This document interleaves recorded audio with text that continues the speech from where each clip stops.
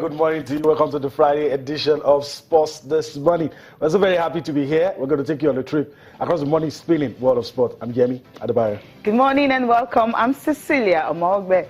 Let's get started with the show. Of course, we're starting with the Governor's Cup. Well, no, Nigeria got to the semi-finals. Well, the last man standing, talking about Emmanuel Sylvester, and also the other guy, talking about Clifford Inosoegbe. Both of them bow out in the quarterfinals. So again, no, Nigeria will be in the semi-finals of the Lagos Governor's Cup.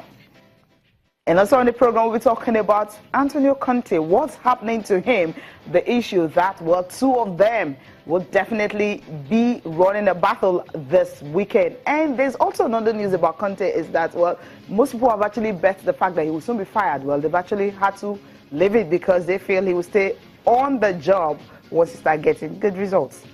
Okay, two Italian managers facing each other. I think for the second time, I think about the third time this season. So we'll see what's going to happen in that one. But let's leave football altogether and take you to Shanghai. Let's talk about what's happening in tennis. Well, some of the top seeds progressing, but of course it's the end of the road for Stanislas Wawrinka and Milos Raonic. Those two are out of it, but of course Andy Murray still in it. And of course, Novak Djokovic still powering on right there in Shanghai. And Gilles Simon, of course, responsible for the exit of Stan Wawrinka, also having an impressive victory there. We'll talk about that now. I mean, Djokovic, of course, expected. He is progressing. Unexpected also. Rafael Nadal is out because right now he's unpredictable. But then, Stan Wawrinka, I felt, okay, it's coming back after the US Open. He hasn't played much tournament and all that. But this one, the exit is kind of shocking for me. 6-4, 6-4. I mean, he's one number 3 right now, so he really needs to step up so much. It's going to be interesting to see the quarterfinal between the giant killers. Gilles Simon was responsible for Stanislas being edged out. And of course, Jack Sock, the American, responsible for Milos Raonic. So those two will be playing in the quarterfinal. So it's going to be interesting to see how far those two can go. Andy Murray still making good on his promise to do his best to usurp that number 1 position from Novak. So we'll see how far it can go. Novak Djokovic defeated Vasek Pospisil 6-4, 6-4. Was a good one for the world number 1, and he has continued to show that he's a man for the big occasion. And so I don't know. It's a tall order for Andy Murray. But nothing is impossible. This is sports. We'll see what happens. But we must also give credit to Lucas Pouille for getting this far. I lost to Andy Murray 6-1, 6-3.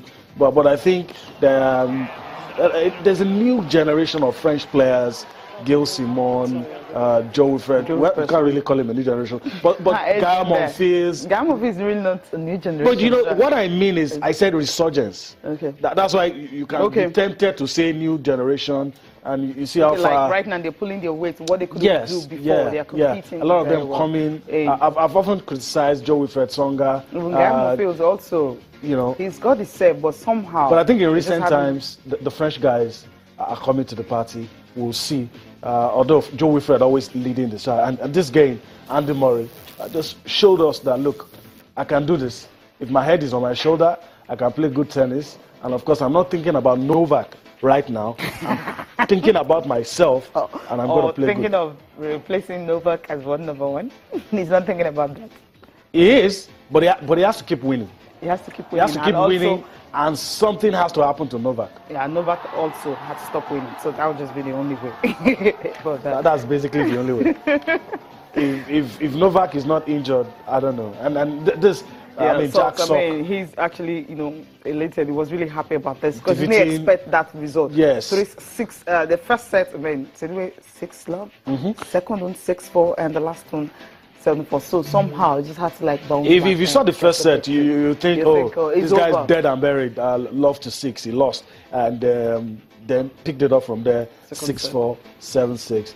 And if you defeat Milos Raonic, big serving Milos Raonic, it counts for something, because I think that's another guy that will give the guys in the top 5, especially with the way Nadal is playing now. Maybe we could just replace Nadal with Milos Raonic. But we'll see how all of that pans out. But Game of 10 is very, very exciting. Yeah, I mean, did I just hear you saying Milos Raonic, Rafael Nadal. I won't even compare them. 14 Grand Slam. You know what I mean? No. What I mean is replacing him in the top 5.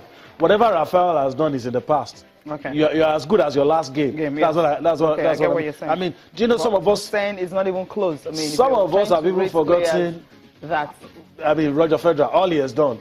I mean, the once indomitable. No, what I mean is currently you are as good as your last game. Okay, maybe we'll stop talking about tennis for a while because I'm not liking the trend they're actually going now. Nadal, Milos Raonic, Roger Federer, forgetting about him. No, 17 Grand Slam. The top guys, what I'm telling you that you need to understand is that the guys on tour. The top guys are not as indomitable as they used to be. Because they are out of the top 4.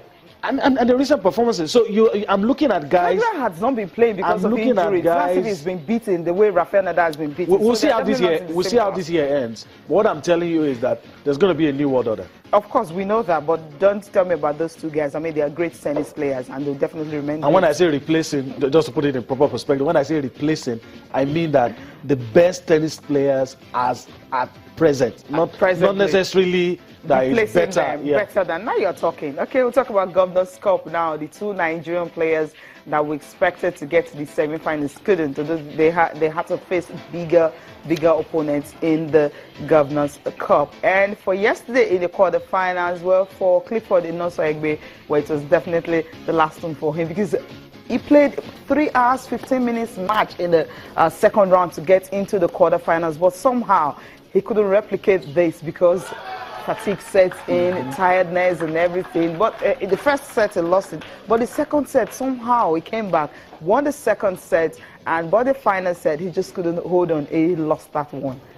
Yeah, so it was 1-6, 6-3, 2-6.